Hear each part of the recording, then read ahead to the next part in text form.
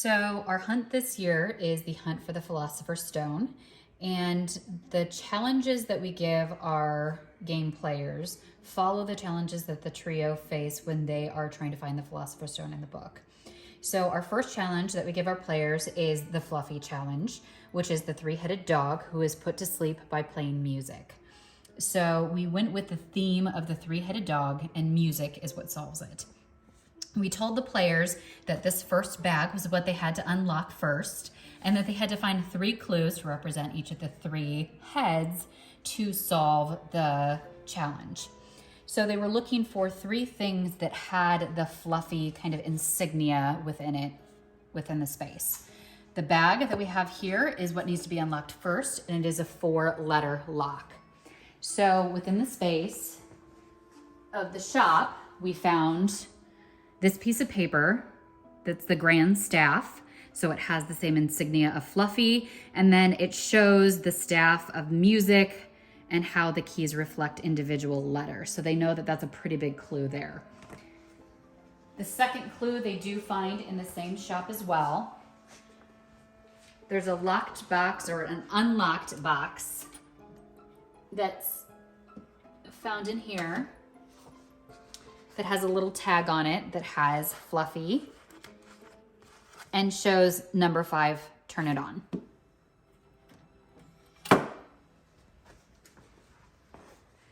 So the third clue is found in our Nocturne Alley section of our space, and it's a piece of music that has Fluffy's insignia and Hedwig's theme. So now that they've found their 3 different pieces, they work on turning number 5 on and seeing what it turns on. Ultimately, they ended up finding out that the area underneath the owl post has a black light that turns on and off when you hit number 5 on. So understanding that they must be looking for something blacklight reactive, they held their music under the black light and saw that there are certain keys that become visible when the black light's turned on.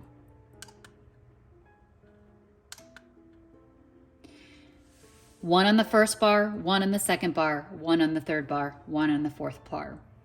Using the grand staff, they were able to take those and translate them to letters, which unlocked the first 4-letter lock to solve Fluffy's challenge.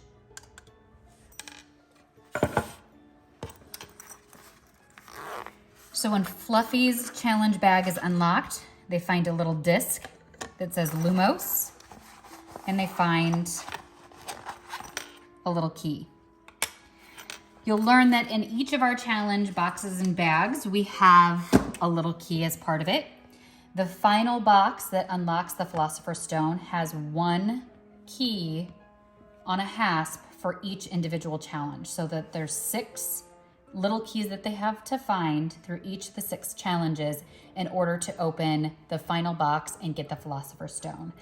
The reason that we do that is so that they have to solve every single one of the challenges in order to get the box. They can't kind of try to cheat through or bypass any of the challenges. They have to follow all of them, and they have to win each of the challenges in order to open the final box. So the Lumos disc gives them a clue, and that they're looking for something that has to do with light, because Lumos is turning a light on. They also know from the books that the second challenge is Devil's Snare. So here's our Devil's Snare tag, which is this Ancient Runes book in our book section of our shop, and it's a 3 number lock to open this.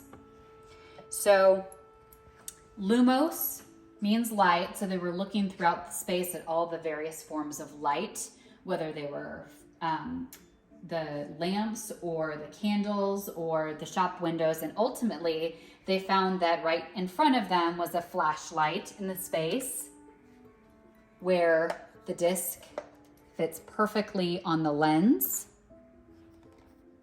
and when turned on, they notice that the 3 circles and the triangle are lighting up specific areas that are on the end of the flashlight. So they need to shine it on something to reveal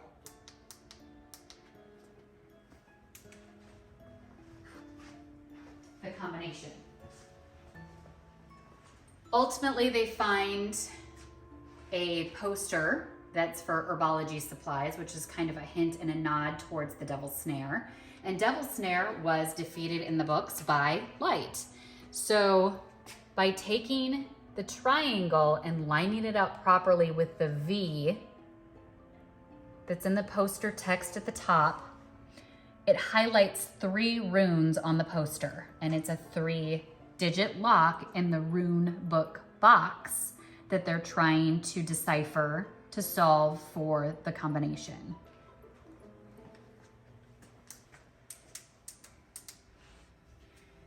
Right next to the first poster is another poster for the Starry Prophesier, who has runes with numbers on cards. So taking the 3 runes that they uncovered on the last poster and translating them to the number adjacent on each card, they're able to translate the rune to number combination for the second Devil's Snare box.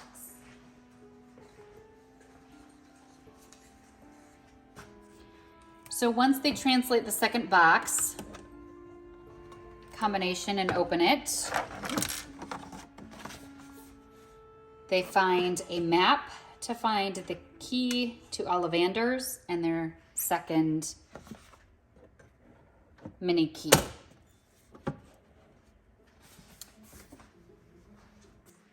So this map to find the key to Ollivander's is just that. It's a map to our Ollivander section of our shop. And they determined quite quickly that the little blocks that are in this map are representing the blocks of colored wand boxes that are surrounding Ollivander's. When they look on the left and right side and see the various boxes and their colors, the one that lines up with the correct formation that's on the map is in the bottom right-hand corner of the cabinet. And when they zone in on the exact box that the wand is pointing to, it actually slides out and is hollowed out. And there's an RFID key that's hidden in the wand box. And it's a wand. So using the RFID key on the cabinet, it pops open.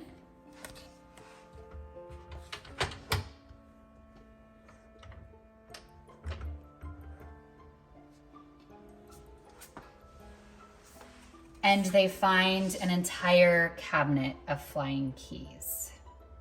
So this is the flying key challenge that the trio face, which opens up the flying key box in the space.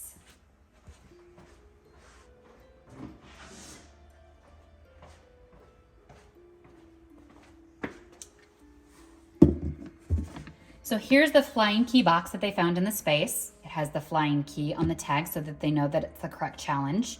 And when they look at this old brass lock, they find that what they're looking for is a key that's kind of chunky and it has a hollow center. So that helps them narrow down, of all the keys that we have here, both hanging and laying down, to find the key that reflects that style.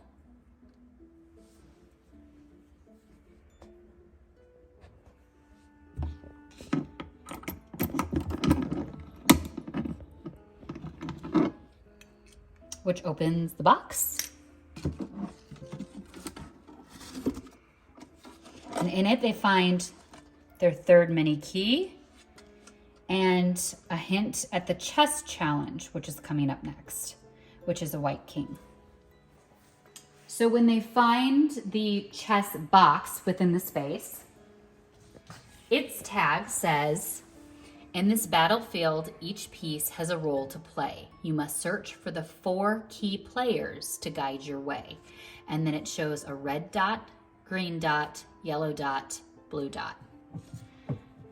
The lock is also red, green, yellow, and blue.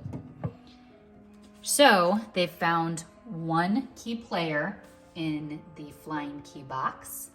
They need to find the additional 3 chess piece cards in order to solve the chess challenge.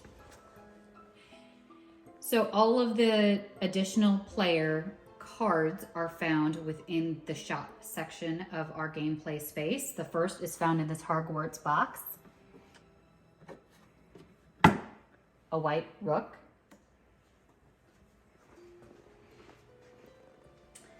Another is found in this Monster Book of Monster box. A black knight.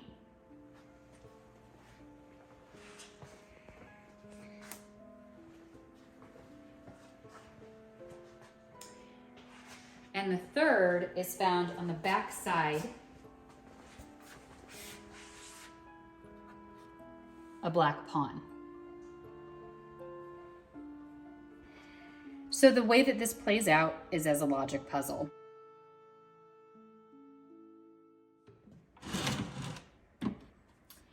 So when you open up the chess box, we find a potion bottle.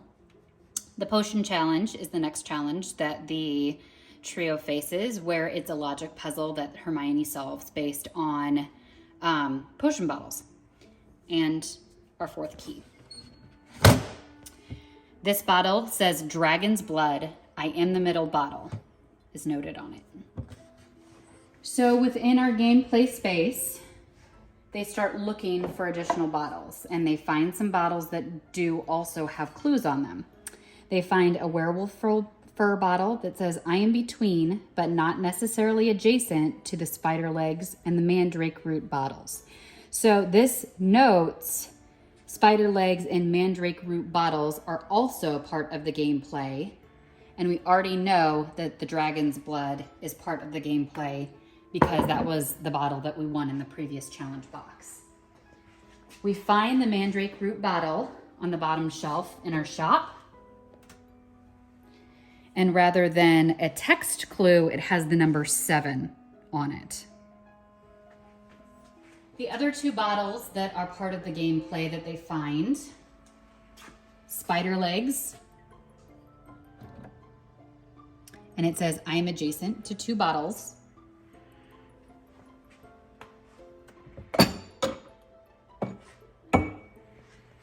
And mermaid tears.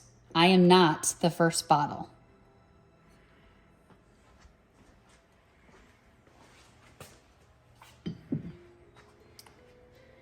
So now they have 5 bottles, and they're given enough clues to be able to discern what order they fall within.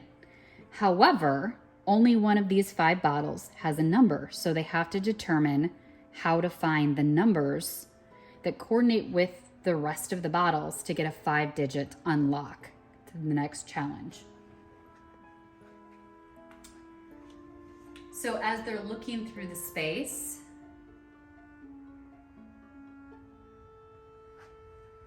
there are several windows that are behind glass where they're not allowed to reach in and take them. One of them is a werewolf fur label that looks just like the one that they found a bottle of in the space, except instead of a clue, it has the number 6 on it. So they know that once the bottles are in the correct order, that the werewolf fur will be number 6.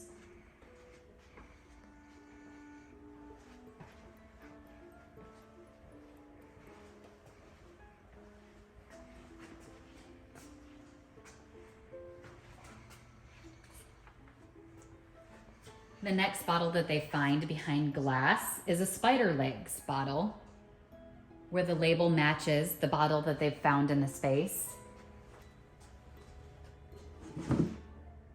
And it also has the number 7 in place of the clue that they found on their other bottle.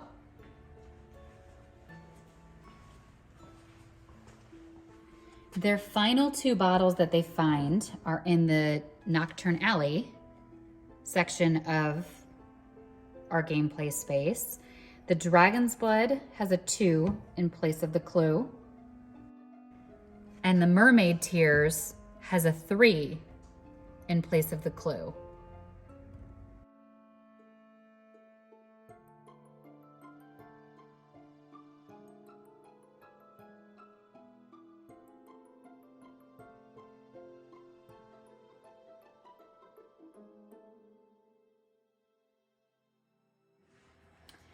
Which unlocks our potion bottle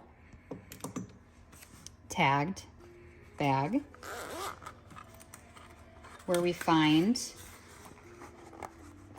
a Mirror of Erised and our 5th key. The Mirror of Erised has text, which is backwards, a mirrored image. So they know that they need to hold this mirror up to a mirror. They can read that it says 3 turns should do it, and it's in a spiral, like it's turning around. And this is their clue to open the final Mirror of Erised box for the 6th mini key to get into the Philosopher's Stone box.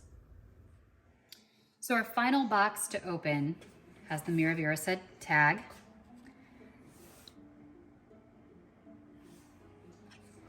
And it's a puzzle box. It's a puzzle box that has no levers,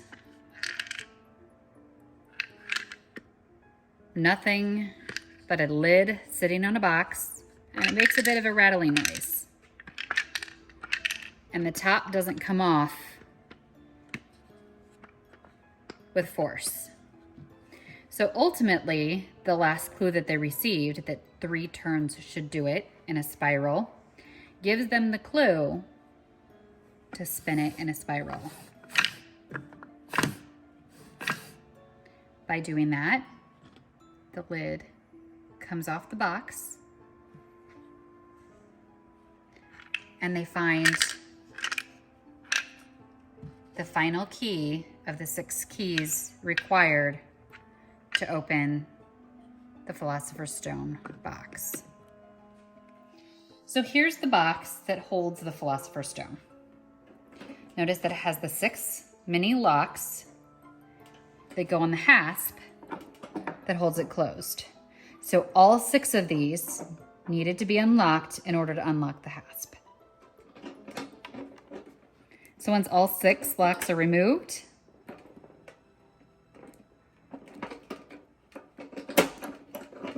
the hasp opens,